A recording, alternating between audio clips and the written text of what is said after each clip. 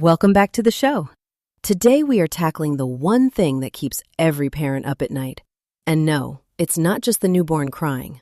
It's the crushing weight of daily frustration. Stop. Just stop right now. If your first instinct when your child refuses to put on their shoes is to raise your voice, you are making a massive mistake. You are actually hardwiring your child's brain to ignore you. And you're burning yourself out in the process. Did you know that in countries with the highest happiness indices, places like Denmark or even high-performing pockets in Seattle and New York, parents do the exact opposite of what we've been taught? They don't use power struggles, they use brain-based connection. And the result? Their kids have a 40% higher rate of emotional regulation by age 7. Today, I'm giving you the exact blueprint, the science behind the Calm Command method, and 4 rules you can start using before the sun goes down today. Let's look at the scary reality of where we are. Research shows that nearly 72% of parents in the United States report feeling extreme frustration at least 3 times a week. But here's the kicker. Only 12% of those parents realize that their reaction is actually the trigger for the child's next meltdown.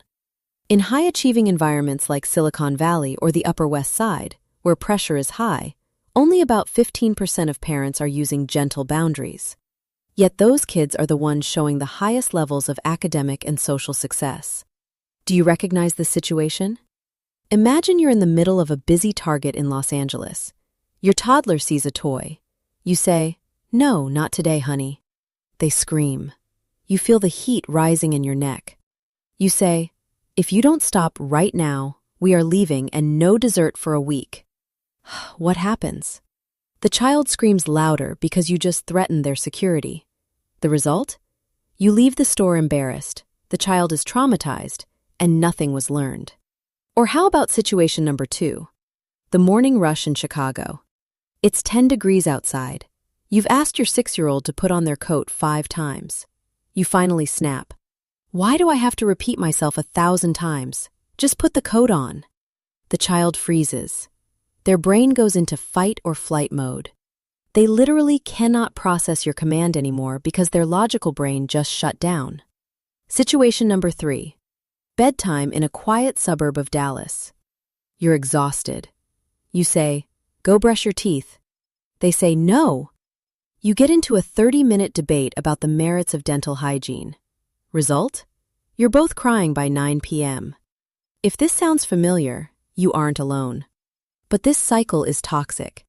When we yell, we release cortisol in the child's brain.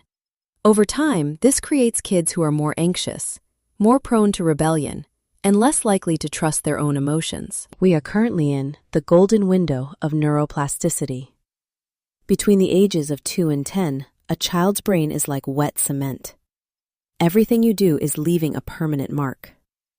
When you react with frustration, you are building a belief system in them that says, conflict is solved through volume, not value.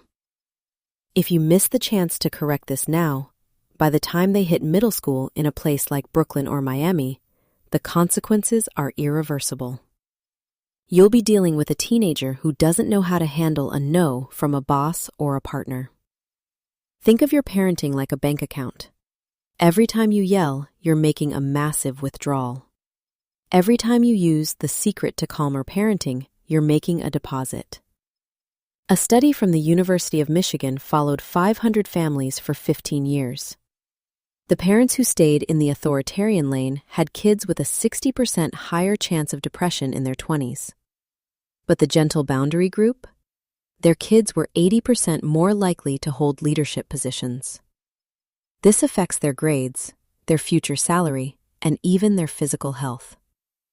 So, what is this secret? In top-tier developmental circles, we call it the P.A.U.S.E method. It's based on the Polyvagal Theory by Dr. Stephen Porges. The goal isn't to make them behave. The goal is to regulate the nervous system. It has 3 core principles. Principle 1, connection before correction. Principle 2, co-regulation precedes self-regulation. Principle 3, environment over willpower. Unlike the old-school timeout method, which focuses on isolation, saying things like, Go to your room until you can be nice. The pause method focuses on integration. Instead of saying, "Stop crying," we say, "I see you're having a hard time. I'm here." Group A, the yellers, say, "Do it because I said so." The child thinks, "I am powerless and my parent is a bully." Group B, the pause parents, say, "We need to leave in 5 minutes. Do you want to jump to the car like a frog or run like a cheetah?" The child thinks, "I have a choice and I am safe." This works because of a biological mechanism called mirror neurons. When you stay calm, your child's brain literally copies your heart rate. It's like a biological Wi-Fi signal. If your signal is frustration, they download frustration. If your signal is peace, they download peace.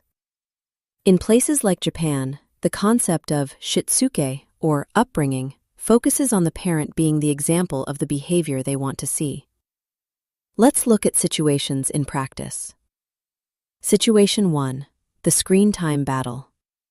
Situation 2, the picky eater. Situation 3, the physical outburst. The science is undeniable. The Harvard Center on the Developing Child tracked 2,000 families over a decade. Group A, the traditional group, had a 30% higher rate of behavioral issues. Group B, the brain-based group, showed a 45% increase in executive function. That's the ability to plan, focus, and remember instructions. This isn't just being nice. It's literally building a better brain. Dr. Dan Siegel, author of The Whole Brain Child, says, "When we relate to our children with empathy and clear boundaries, we are literally weaving the fibers of their prefrontal cortex together. It's like building a bridge over a chaotic river. Without that bridge, the child will always drown in their emotions." Now, let's get into the 4-week transformation plan. This is your checklist. Before you start, you need a calm down kit for yourself. Maybe a stress ball or a specific song on your phone. You must shift your mindset from "my child is giving me a hard time" to "my child is having a hard time." Week 1, the silence phase. Week 2, the choice architecture. Now we replace the silence with binary choices. Use the formula, you can do option A or option B. Both are acceptable to me.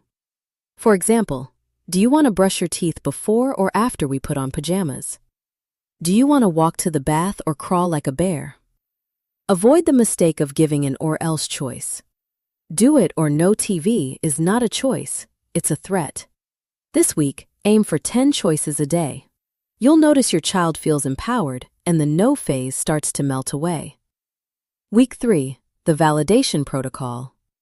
Week 4, the empowerment shift. Imagine this in your daily routine. It's 7 a.m. In the past, you'd be screaming about socks. Now in week 4, you're standing in your kitchen in Manhattan sipping coffee. You look at your child and ask, "What's our plan for getting out the door on time?" They look at the clock, they look at their shoes, and they move. Not because they fear you, but because they are capable. Remember, 70% of the world is just reacting. But you are responding. The pause method from these successful cultures works because it respects the human spirit. To recap, week 1 is about your own self-regulation, ditching the automatic yell and becoming aware of your triggers. Week 2 introduces binary choices to give your child a sense of agency. Week 3 focuses on validation, naming the emotion to calm the brain's alarm system. And week 4 is the empowerment shift, where you use open-ended questions to build their executive function. Start today. The very next time your child says no, take one deep breath. That one breath is the difference between a power struggle and a teaching moment. In the short term, you'll have fewer headaches. In the long term, you'll have a child who knows how to handle the world. If you found this helpful, hit that subscribe button and share this with a parent who is struggling. We are in this together. See you in the next episode.